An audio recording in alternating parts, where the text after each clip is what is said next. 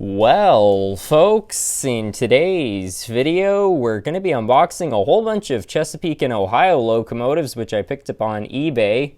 Basically, a few months ago, I was browsing the site and I came across around 8 locomotives, which all looked to be in pretty good condition. So I placed a few bids and I actually ended up winning the auction. And I was really happy about that because I'm a huge fan of the Chesapeake and Ohio Railroad. So to add more of these engines to the collection is a huge plus.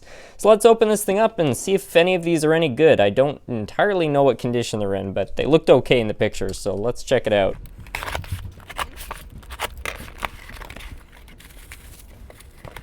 Alright, so here they all are. I guess we'll just start right here with what looks to be an Athearn Blue Box. No, a Concord locomotive.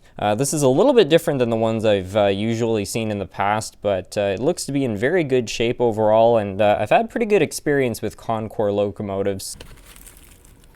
Here we've got a locomotive. I believe that this is by Proto 2000. As you can see, it looks very similar to Athearn locomotives, which is something I've always found kind of suspicious, but either way, these are usually pretty good locomotives. And this one looks to be in relatively good condition. It might be missing a few parts here and there, but really nothing too bad. And then right here is a BL2 Chesapeake and Ohio locomotive. I'm not the biggest fan of this design of locomotive, but this one is by Lifelike, so it's another proto engine. It looks to be in pretty good shape. It's got brass wheels. I've never seen that before on a proto locomotive, so that's kind of interesting. Now this was one of the main reasons I wanted this lot, and I believe this is an E7 locomotive. I can't entirely remember. Apparently it has something to do with the shape of the windows, but either way, I'm a huge fan of these E7, E8s, E9s. I mean, they're basically just oversized F units, and I think they look pretty cool. I believe that this one is by Roco, and overall it looks to be in pretty good shape. It's either Roco or Hobbytown. I can't entirely tell, but either way, looks to be a very nice looking locomotive, and there's more than one of these in this lot, so we'll have to get those out.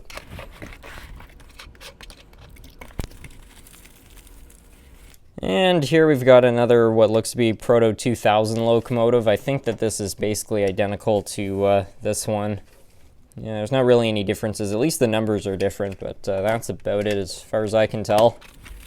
We got some sort of an F unit. I think it's an F7. And this looks to be in great shape. This one's actually by Kato, which is a terrific manufacturer. I've had great experience with their products in the past. And yeah, so far I don't see anything wrong with it. It's got its couplers. Pretty sharp.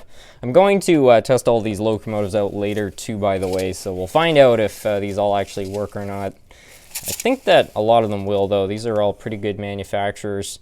So here we got a B unit. This one's also by Kato. It's actually a powered B unit, though, which is pretty cool. You can see the gears are all locked in place there. So yeah, that looks good. And then we've got 2 more locomotives, and these are either E7s or E8s. Don't really know what the story with the plow is there. This one clearly has some damage to it, but this is another proto locomotive. The wheels on this one are not looking so great. I'm not sure if you can see that, but there's almost like a buildup of wax or something on them.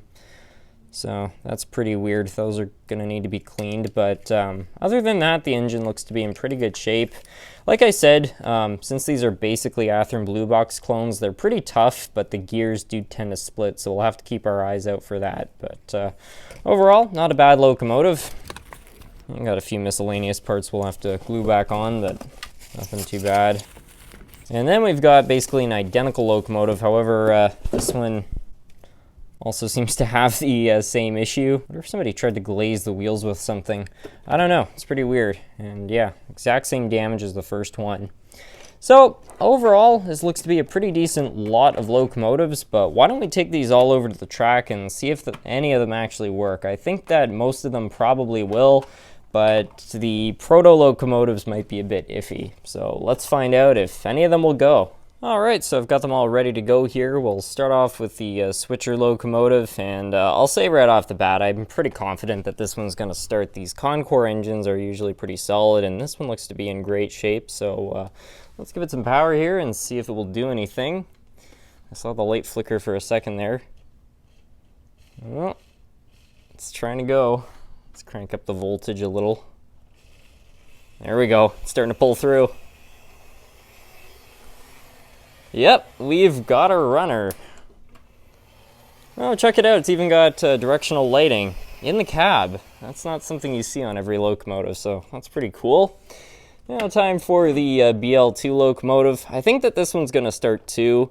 Those brass wheels are a little weird, but at least they look clean, so that's mostly what's important. And yeah, it doesn't even hesitate. And I've got a split gear, you can hear it. Okay, so it's not a perfect locomotive. Definitely going to need to do some work on that one, but overall we at least know it has a good motor and so on. I'm not so sure if this one's actually going to start, and I'll tell you why. You see how the motor mounts are caving in like that? It's usually a sign that the motor's loose and it's not going to make proper connectivity with the way these things are set up. So it might start, but I think it's unlikely. Well, I'll be darned. It's definitely running, but something's a little off there. It's throwing a whole bunch of sparks out.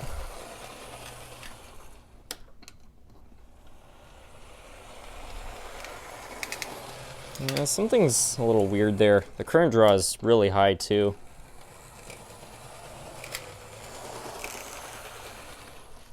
So we've got a runner, but that definitely needs some work. We've got short circuits and high current draw, so certainly not flawless, and it was also making some weird clicking noises, but we can work with that. And I've got a basically identical locomotive. Now you can already see there's some stuff in the gearbox, which is a really bad sign. That's probably why the last one was making clicking noises. So we're not really going to force this one to run too long, but we'll at least just see if the motor works. And we have current draw, but it doesn't want to go. Oh no.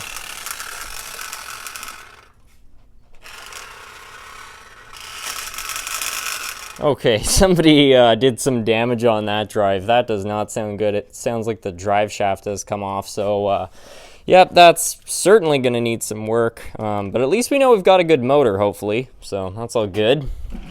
And now we've got the possibly Hobbytown locomotive. Again, I'm not entirely sure, but we'll see if this one will start. This one looks pretty good, so I think it is going to go. That's promising.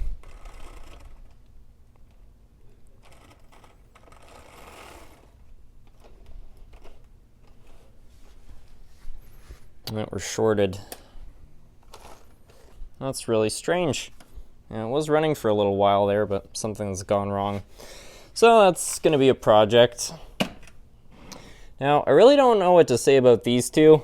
Could be decent, but those wheels need to be cleaned, and it's not just the coating that Lifelike put on these. Like, there's definitely some grease buildup on there, which I don't really like to see. Furthermore, these things are notorious for having short circuits, but let's give it some power. Let's give it a chance. Oh. It's trying. Oh yeah.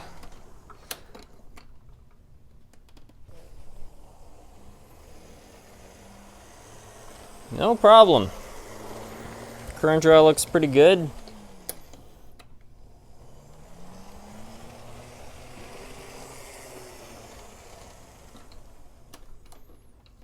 This is pretty cool too with the red light on the front there.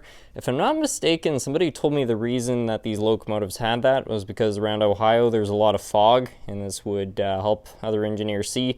I could be wrong on that, but that's just something I thought I heard somewhere.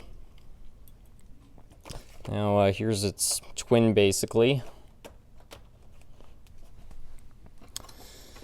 And oh, I saw the light.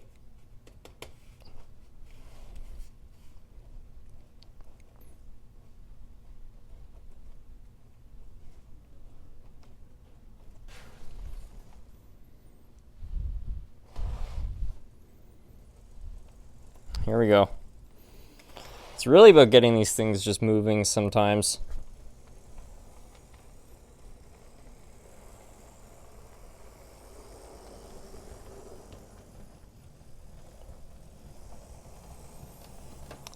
Okay, that seems kind of promising. I'm also noticing that we're missing our rear door, so I'm not really sure what to do about that. Oh, actually, it's right there. So that's pretty good. We've got, mostly runners so far. Now let's test out the Kato locomotives. I'm like 99% sure this one's going to start. These Katos rarely fail. Oh, yeah. No hesitation whatsoever, just fires right up. I mean, that thing's mint.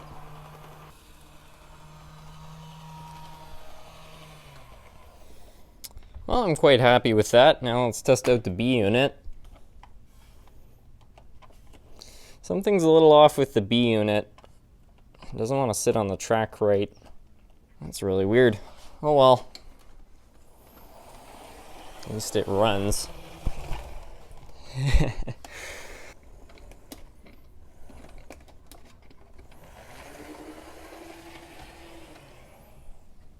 Well, that seems pretty good. I'd really like to figure out why the truck is kind of stuck as it is. Maybe that was it. It was just stuck under the coupling box. Right on. We got that working too. So overall, I'm very happy with this lot. So that's going to be about a wrap for today's video. I hope you all enjoyed. I'm overall very pleased with the locomotive so far. It was nice to see a few of these just start right off the bat. Because, the truth is when you're buying lots off eBay, you never really know what you're getting. So these all could have been duds as far as I'm concerned. And there were a couple of them. We got the one with the loose drive shaft and the one with the bad gears, so on and so forth. They're all going to need a little bit of work. But for the most part, I feel like I made off with some pretty nice locomotives. I'm going to have to go through them all. I'm not 100% sure if I want to keep every single one of them because space is kind of the essence. But there are some of these, like that Kato, which I think are just going to go right into the collection if I'm honest. I think that they're pretty nice locomotives. And some of the ones that I fix up, maybe I'll add them. I'm not 100% sure, but overall, I'm very happy with my purchase. So that's going to be it for today's video. I want to thank you all so much for watching.